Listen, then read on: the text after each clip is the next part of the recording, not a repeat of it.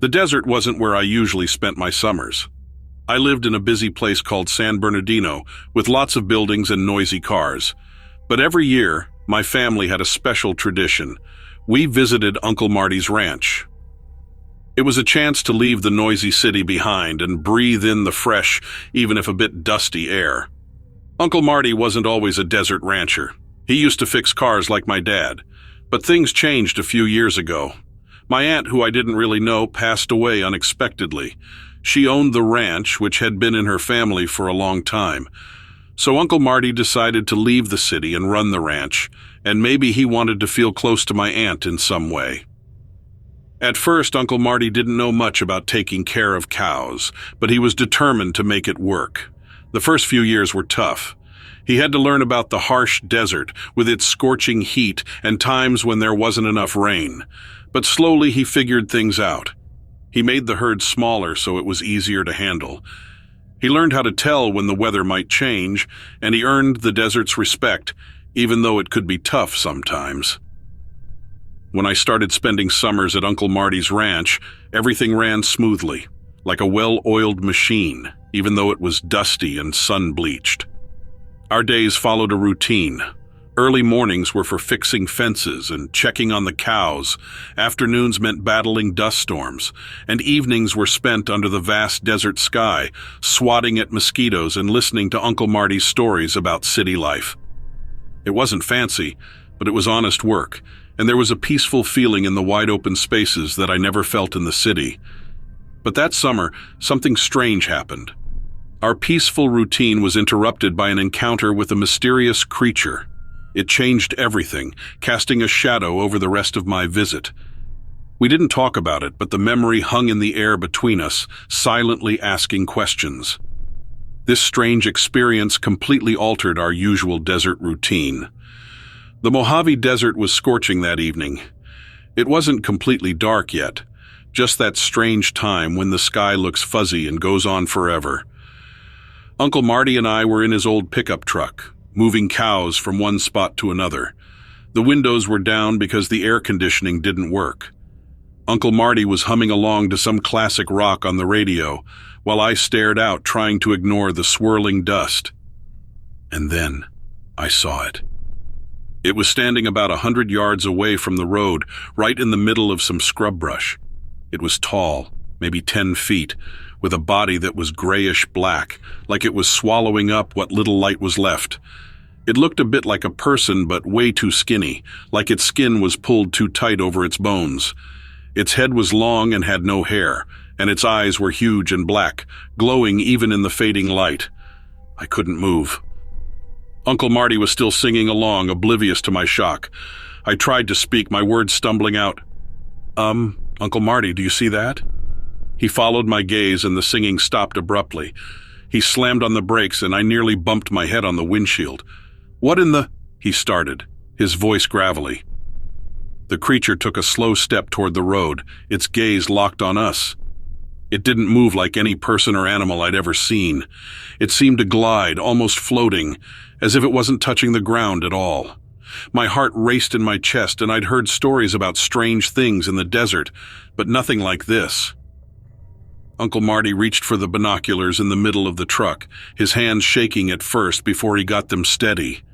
He peered through them for a long time, his face turning pale.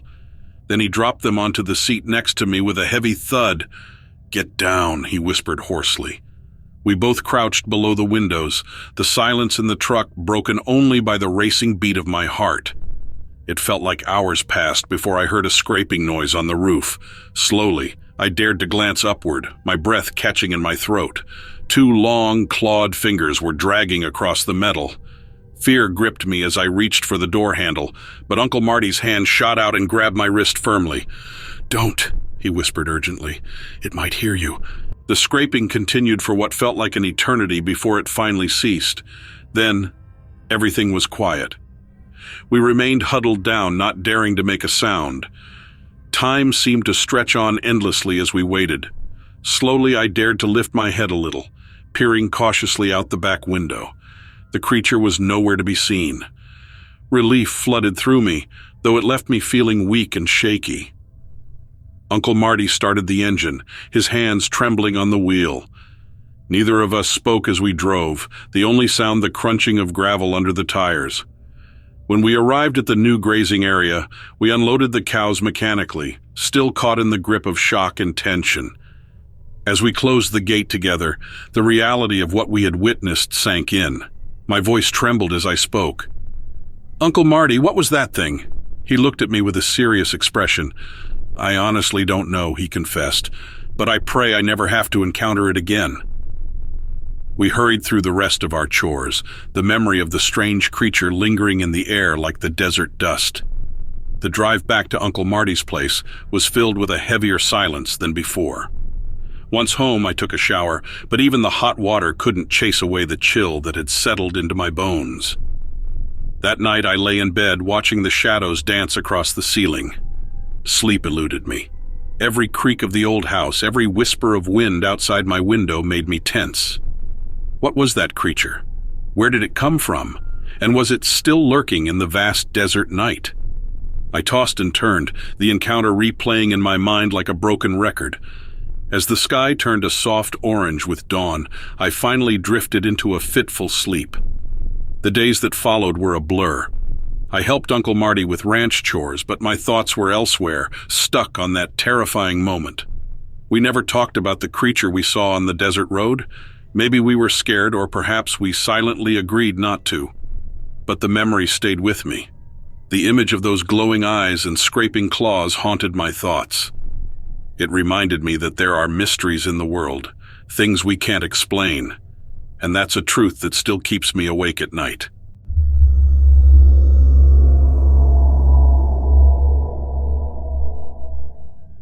In New Mexico, there are many strange stories. People often claim to see mythical creatures or UFOs, like the chupacabra. At first I thought it couldn't be true, but how could so many strange things exist in one place? Where would they all hide? I work as a mailman in Los Alamos, but delivering mail here is different from other places. Instead of houses close together, people live far apart, spread out across the desert. Every day I drive long distances to deliver mail to these remote homes. One day while I was on my route about an hour away from the city, I hit a rough patch of road and got a flat tire. It couldn't have been worse timing. I was on my last delivery for the day, and it was getting late in the afternoon. Nightfall was creeping in fast, and the desert can get really cold, especially at night, even in the summer. To make matters worse, there's not much cell phone service out here, and the road I was on ran along the base of some hills, so my phone had 0 bars. My only choices were to wait for another car to come by and hope they'd stop to help, or to hike up one of the hills and try to get a signal. If I didn't check in soon, the service would probably send someone out to find me along my route, but that could take hours.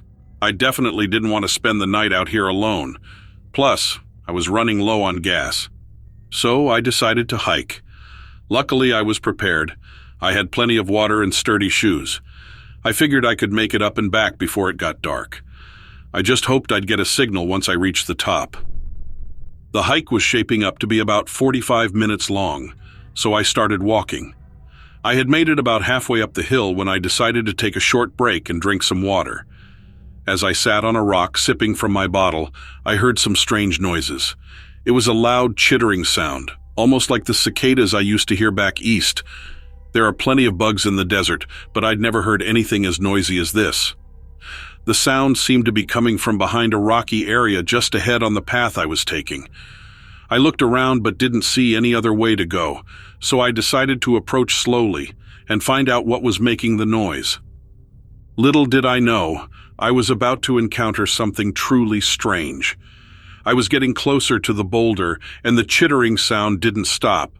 But then, I stepped on a loose rock and slipped.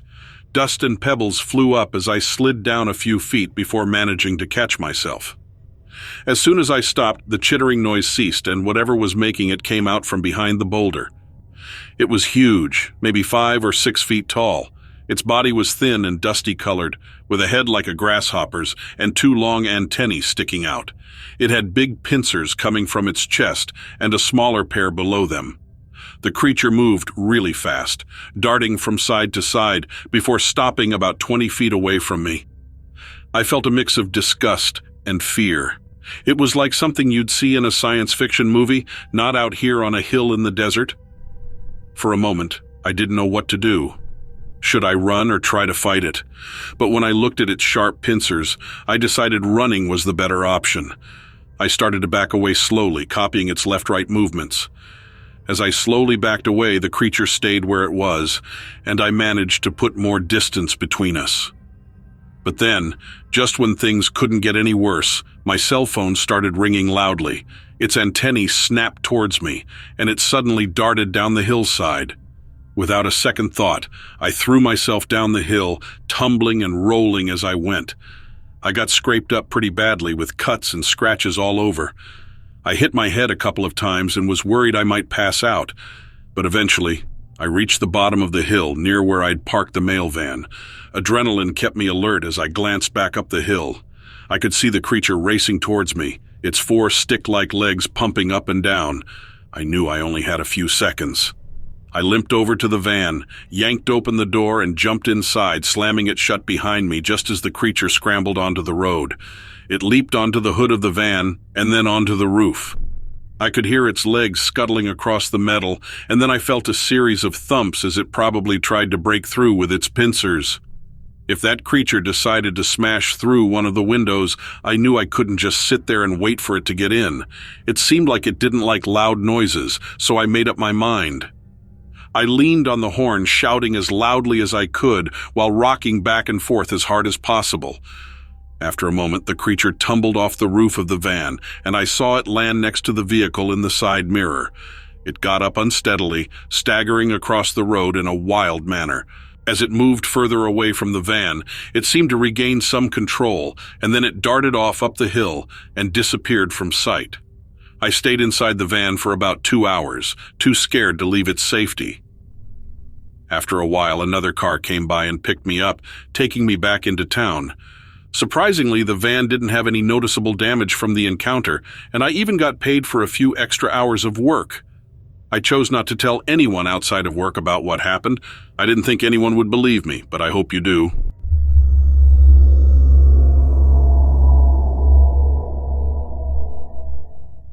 The night air felt heavy, filled with the fresh smell of pine trees and moist soil.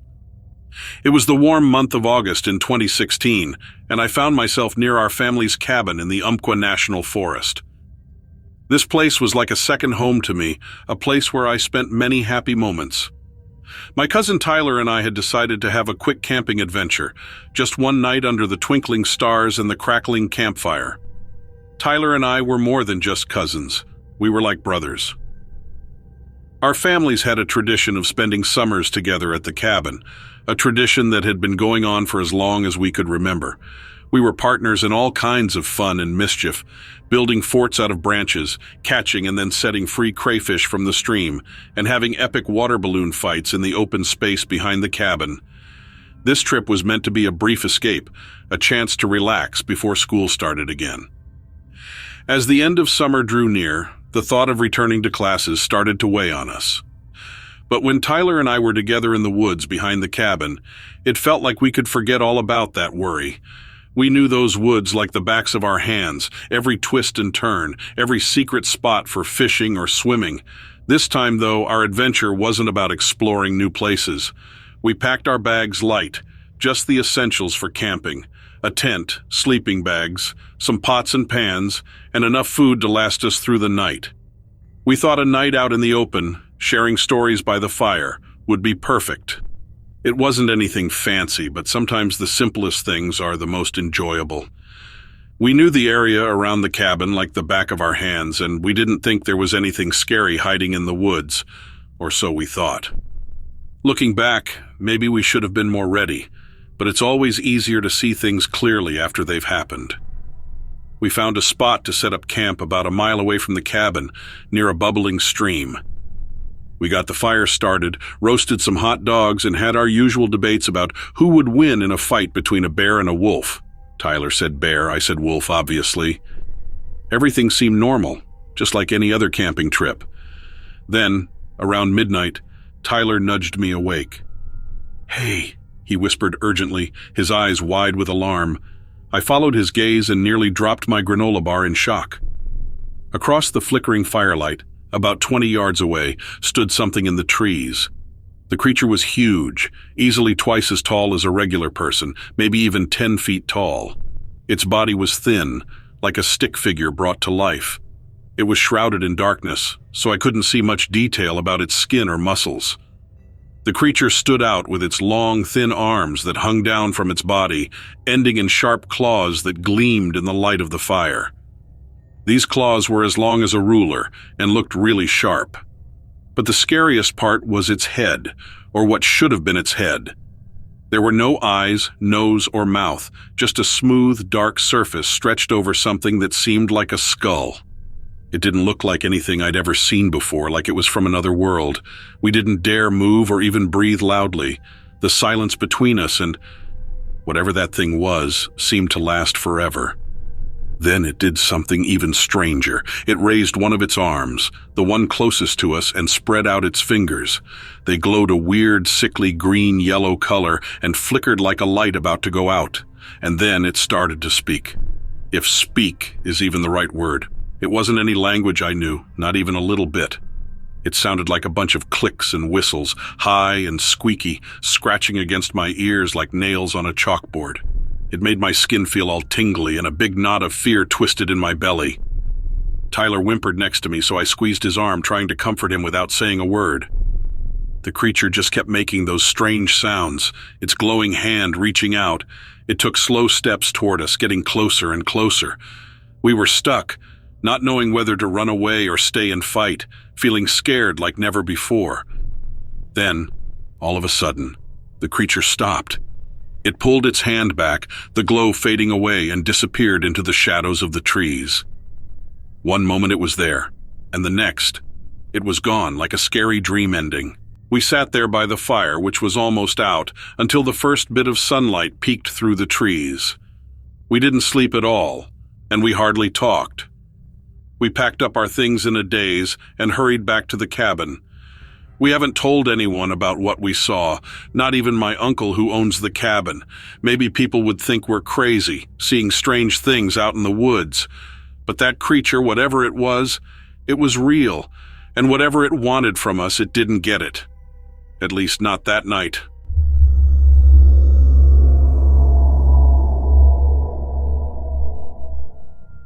In Michigan, where I live, there are lots of stories about the Dog Man. The History Channel even did a whole show about monster hunters here. They wanted to find out if there really was something strange living in our forests. I saw that show, and at first I thought it was hard to believe. I never imagined I'd see something like that myself. The Dogman is like the Sasquatch of the Great Lakes. You've probably heard about Bigfoot stories from places like the Pacific Northwest and California. Well, here in Michigan, it's all about the Dog Man. When most people hear about the Dog Man, they think of a werewolf, but it's not like that at all. Werewolves are regular people who turn into fierce killers when there's a full moon.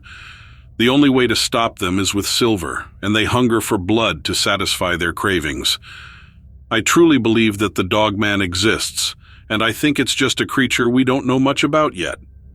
I had an encounter with one, and I'm sure they're just like wolves, coyotes, or even deer, just a part of nature. Let me explain why I feel this way. When I came face to face with it, I was really scared. I was even worried for my safety because of all the scary stories I'd heard. I locked my door and grabbed my gun, staying awake the whole night, waiting for it to attack. But it never did. Looking back, the creature wasn't acting aggressive at all. It was just like seeing any other animal out late at night. Except this one is a top predator. Here's how I ended up seeing it. I live in a small town not far from the Mackinac Bridge on the Upper Peninsula side. My friend owns a little bar, and I sometimes help him out as a bartender. He plows my driveway as a favor, so I do the same for him. It was April, just when things are starting to thaw out. I was working at my friend's bar on a Saturday night, and naturally I finished pretty late. I think I left around 3 a.m. I don't think I was particularly tired as I drove home.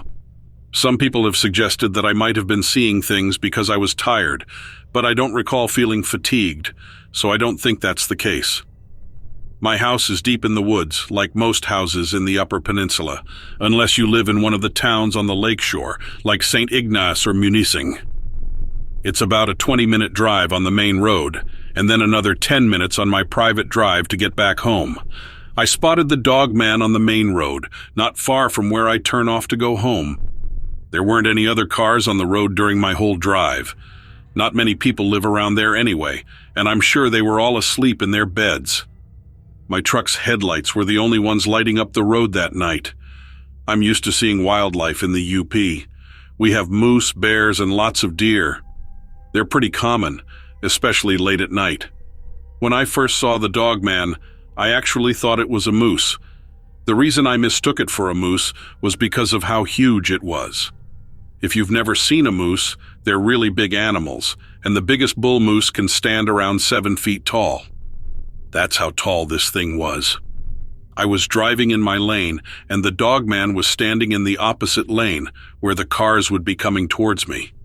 It was just standing there, facing me. It was like a deer caught in headlights, but it was a creature that looked like a wolf and walked on 2 legs. We don't have many wolves in the UP, but I've seen lots of pictures. Its head looked exactly like a wolf's, with big triangle-shaped ears and a long snout. Its eyes were facing forward like a predator's, and they glowed like 2 bright orbs in the glare of my headlights. Its body was tall, long, and slightly crouched over. If it had stood up straight, it would have been over 9 feet tall, I'm sure. All its limbs were really long and looked like a dog's. It was covered in fur, and its broad shoulders seemed really strong. I only saw it for a moment in my headlights as I drove past. It didn't move or try to chase me. I kept checking in the mirror, thinking it might come running after me and grab onto my truck bed. As I mentioned, seeing it that night really scared me. I hurried into the house, locked the door, and got my gun. I stayed up all night thinking the dog man might be outside, following my scent and trying to hunt me, but it never showed up.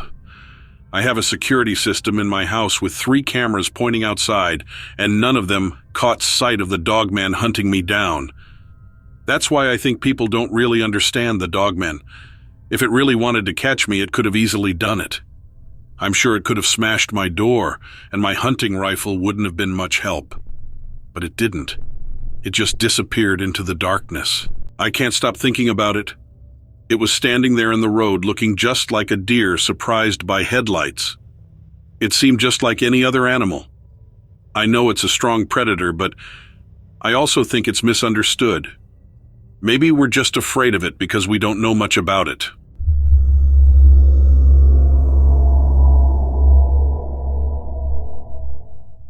Once upon a time, many moons ago, I journeyed into the Arctic as a fur trapper.